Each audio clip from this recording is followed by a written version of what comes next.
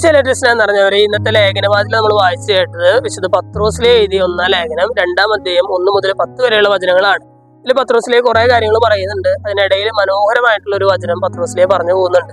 പത്രോസിലെ അവിടെ എഴുതിയിരിക്കുകയാണ്, കർത്താവ് നല്ലവനാണെന്ന് നിങ്ങൾ അനുഭവിച്ചറിഞ്ഞിട്ടുണ്ടല്ലോ എന്ന് എഴുതി വയ്ക്കുകയാണ്. പത്രോസിന്റെ ലേഖനം വരും നാളുകളിൽ, വരും നൂറ്റാണ്ടുകളിൽ വായിക്കാൻ പോകുന്ന അനേകരെ മനസ്സിൽ കണ്ടുകൊണ്ട് പത്രോസിലെ പ്രകാരം എഴുതുകയാണ്, കർത്താവ് നല്ലവനാണെന്ന് നിങ്ങൾ അനുഭവിച്ചറിഞ്ഞിട്ടുണ്ടല്ലോ. ഈ ഒരു വചനം കേട്ട് കഴിയുമ്പോൾ നമ്മൾ ചിന്തിക്കേണ്ടത് തന്നെയാണ്, കർത്താവ് നല്ലവനാണെന്ന് ഞാൻ അനുഭവിച്ചറിഞ്ഞ ഒരനുഭവമെങ്കിലും ഇല്ലാത്ത ഒരാൾ പോലും ഈ വചനം കേൾക്കാനായിട്ടുള്ള സാധ്യതയില്ല. അല്ല, ഇന്ന് ഈ വീഡിയോ കണ്ടുകൊണ്ടിരിക്കുന്ന, ഈ വചനം കേട്ടുകൊണ്ടിരിക്കുന്ന എല്ലാവർക്കും എന്തെങ്കിലും മിനിമം ഒരു അനുഭവമെങ്കിലും ഉണ്ടായിരിക്കും. കർത്താവ് നല്ലവനാണെന്നുള്ള ഒരു അനുഭവം ഞാൻ അനുഭവിച്ചറിഞ്ഞ ഒരു സന്ദർഭമെങ്കിലും നമ്മുടെ ജീവിതത്തിൽ ഉണ്ടാകും. പത്രോസിലെ നല്ല ഉറപ്പോടുകൂടിയിട്ട് നമ്മളോട് പറയുകയാണ്, കർത്താവ് നല്ലവനാണെന്ന് നിങ്ങൾ അനുഭവിച്ചറിഞ്ഞിട്ടുണ്ടല്ലോ.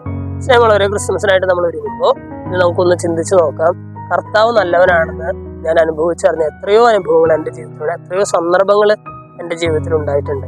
അതെല്ലാം ഓർത്തെടുത്ത് ദൈവത്തിന് നന്ദി പറയാം. പ്രത്യേകിച്ച് ഈ വർഷാവസാനത്തേക്ക് നമ്മൾ അടുക്കുമ്പോൾ ഈ കഴിഞ്ഞൊരു വർഷക്കാലം തന്നെ ദൈവം നല്ലവനാണെന്ന് ഞാൻ അനുഭവിച്ചറിഞ്ഞ എത്രയോ സന്ദർഭങ്ങൾ എൻ്റെ ജീവിതത്തിൽ ഉണ്ടായിട്ടുണ്ട്. ഇതെല്ലാം ഓർത്തെടുത്ത് ദൈവത്തിന് നന്ദി പറഞ്ഞുകൊണ്ട് ജീവിക്കാൻ കൃപയ്ക്കായിട്ട് നമുക്ക് പ്രാർത്ഥിക്കാം. ദൈവം നമ്മെല്ലാവരെയും സമൃദ്ധമായിട്ട് അനുഗ്രഹിക്കും.